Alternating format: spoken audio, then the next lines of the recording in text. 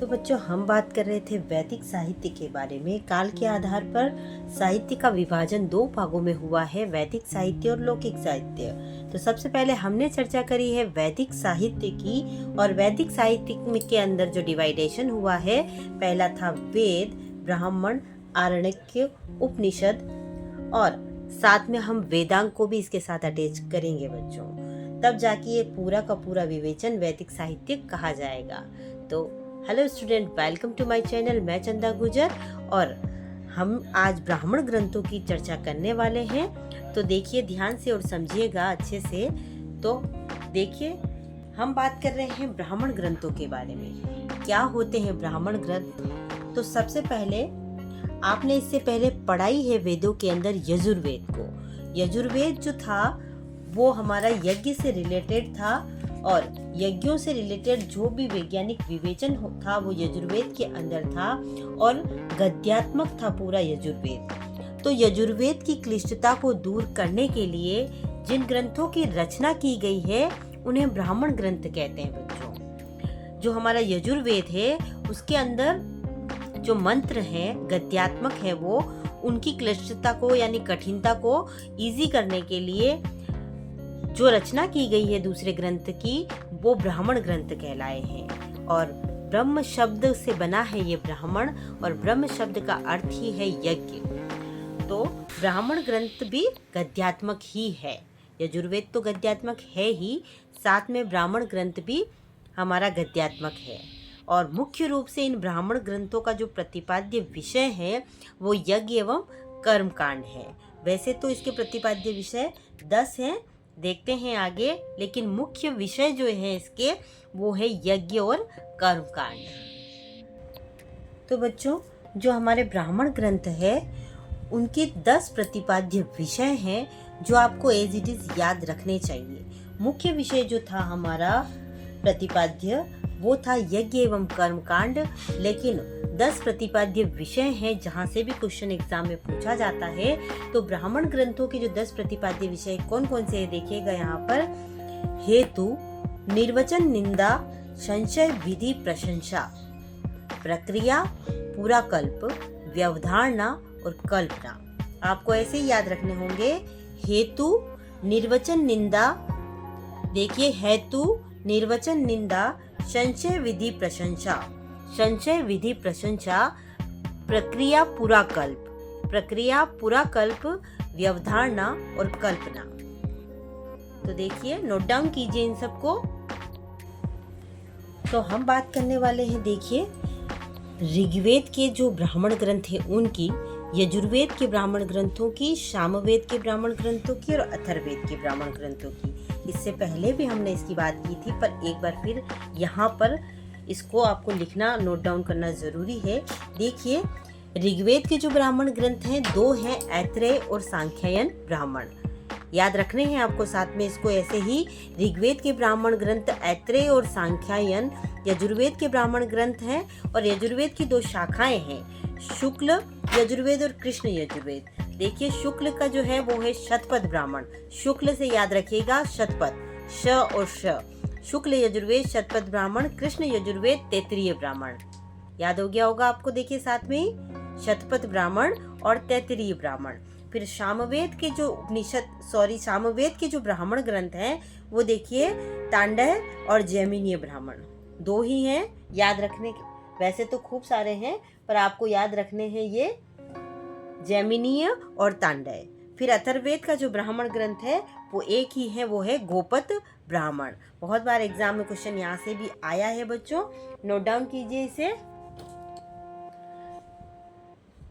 तो देखिए आपने इनको नोट डाउन किया होगा।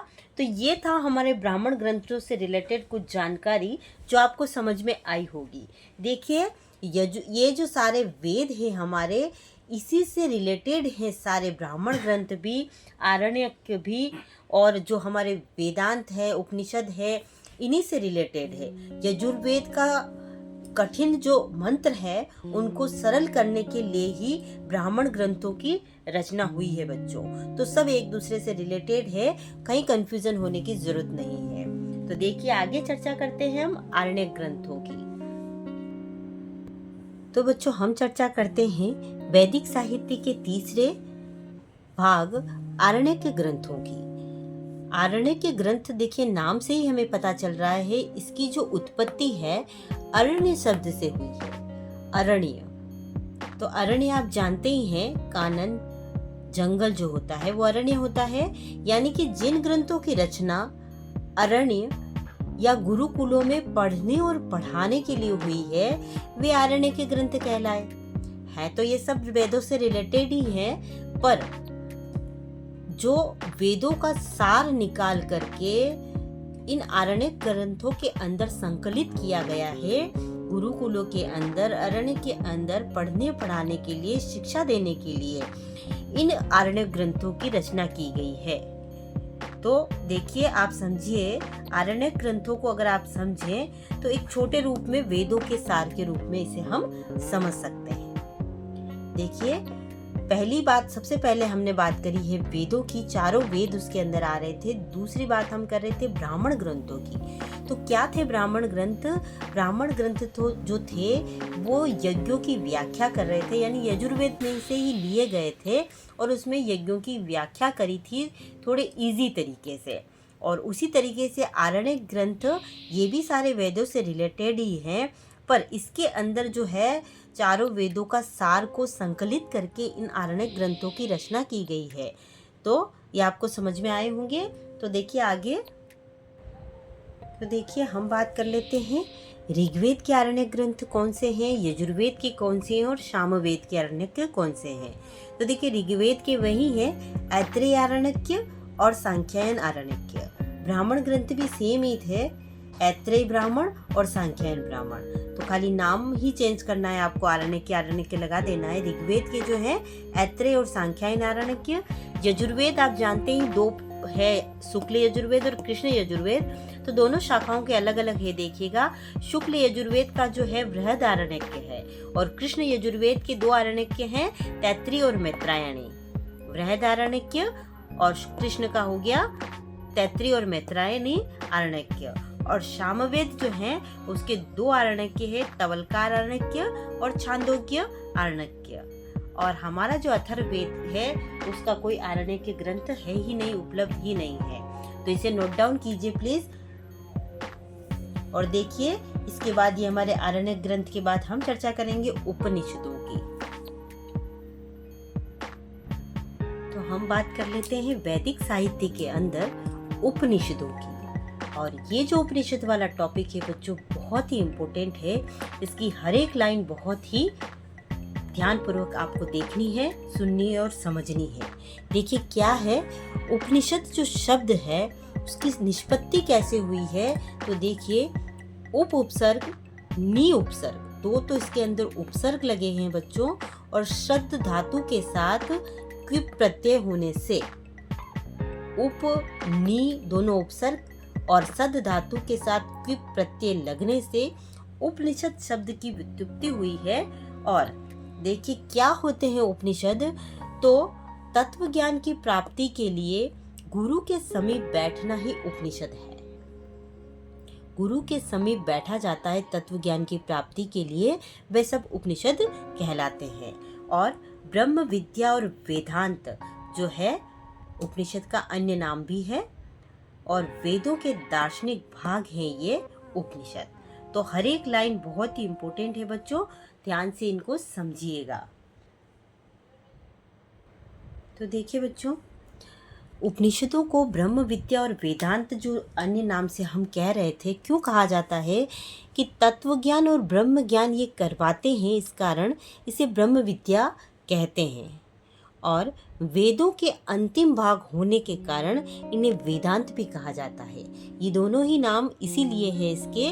और एक बहुत इम्पोर्टेंट फैक्ट है यहाँ पर कि जो हमारे उपनिषद है प्रस्थान त्रयी के अंदर इनकी काउंटिंग होती है, इनको गिना जाता है।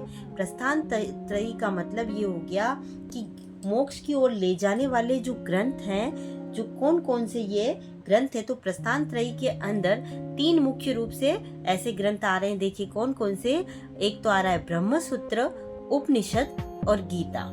एग्जाम में यहाँ पर से भी क्वेश्चन पूछा जाता है कि प्रस्थान त्रयी में कौन कौन से ग्रंथ इंक्लूड है, तो ब्रह्मसूत्र, उपनिषद और गीता। इस फैक्ट को आप ध्यान में रखिए, नोट डाउन भी कीजिए इसको। तो हम चर्चा कर रहे थे उपनिषदों की, और उपनिषदों में देखिए एक फैक्ट ये ध्यान में रखना है कि अद्वैत वेदांत दर्शन जो है उसके प्रवर्तक आदि गुरु शंकराचार्य हैं। अद्वैत वेदांत दर्शन के प्रवर्तक आदि गुरु शंकराचार्य है, और उपनिषदों की जो संख्या है 108 मानी गई है बच्चों। कुल उपनिषदों की संख्या 108 मानी गई है, और शंकराचार्य ने 11 उपनिषदों पर ही अपना भाष्य लिखा है।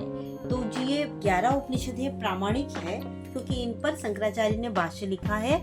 और ये 11 कौन कौन से है देखिए, ईश केन कठ, प्रश्न मुंड मांडुक्य, तैत्तिरीय, ऐत्रेय, छांदोग्य, बृहदारण्यक, श्वेता, स्वतर। नोट डाउन कीजिए बच्चों इनको।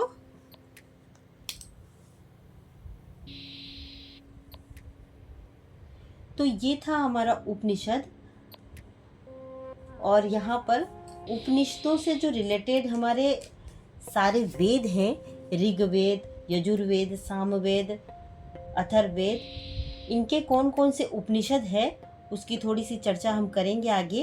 देखिए,